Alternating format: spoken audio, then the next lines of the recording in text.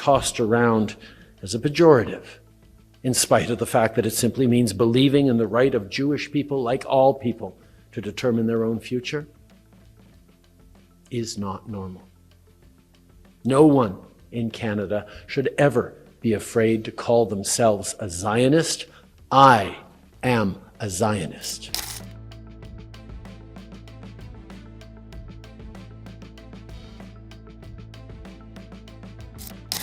And to everyone here today, a heartfelt thank you for taking time out of your busy schedules, not just to contribute to this vitally important conversation, but for choosing to step up and learn together how to tackle better the societal scourge that is anti-Semitism.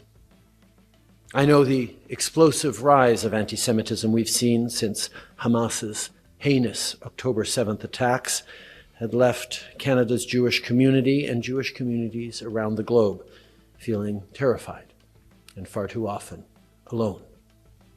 So your decision to recognize that everyone has a role in addressing anti-Semitism and your choice to be here today matters. A few weeks ago, I was in Poland to mark the 80th anniversary of the liberation of Auschwitz. I stood in the house of Rudolf Hess, the commandant of the concentration and extermination camp, a house mere steps away from the inhumanity, the evil, the genocide that he oversaw. I sat with leaders from around the globe to listen to the stories, the lessons from Auschwitz survivors. I paid tribute to the 1 million Jews who were systematically, deliberately murdered on those grounds, and the 5 million more who perished in the Shoah. There were many striking moments on that trip, but one has stuck with me ever since.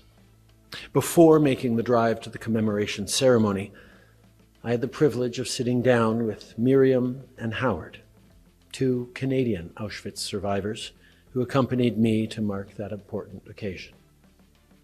And after Howard recounted his family's harrowing ordeal, he turned to me and said that he was deeply worried. He was worried that people, especially younger generations, were forgetting how the Holocaust came to be or simply not being taught about it. He was worried about the rising wave of Holocaust denial and overt anti-Semitism that is becoming increasingly normalized. And he reminded me that Auschwitz did not fall from the sky. Auschwitz did not fall from the sky. That line was popularized 5 years ago at the 75th anniversary of Auschwitz's liberation by Marian Turski, who was also a Jewish Auschwitz survivor.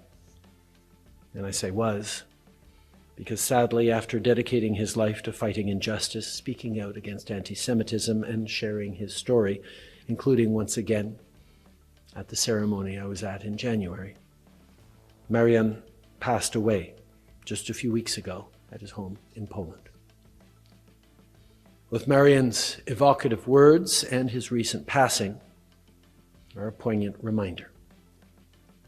His words are a poignant reminder that violent Jew hatred, that the Shoah did not start with the gas chambers, that the Nazi regime undertook a careful, deliberate, years-long process of dismantling democracy, co-opting institutions, and dehumanizing others to establish the conditions for genocide. But his passing is also a reminder that we're now 80 years removed from the Holocaust, that the generations to come will not be so fortunate as to learn directly from survivors, that, as Howard warned, as Miriam warned, and as Marian warned, memory is fading. Denialism is increasingly mainstream, and the warning lights are increasingly flashing red. And let there be absolutely no doubt, the warning lights are flashing red. Anti-Semitism is on the rise, particularly since Hamas's brutal, barbaric terrorist attack of October 7th. Holocaust denialism is on the rise. Violent extremism is on the rise. What you are experiencing is not normal. Anti-Semites singing the praises of Hamas and Hezbollah while waving their flags in the streets of our cities is not normal. Jewish students being shouted down in their classrooms and campuses for simply expressing their identity, their opinions, their beliefs is not normal. Synagogues and Jewish day schools being attacked and firebombed by cowards in the night is not normal. The increasingly common, deafening indifference toward or even rationalization of rising anti-Semitism is not normal. The term Zionist increasingly being tossed around as a pejorative, in spite of the fact that it simply means believing in the right of Jewish people, like all people, to determine their own future, is not normal. No one in Canada should ever be afraid to call themselves a Zionist. I am a Zionist.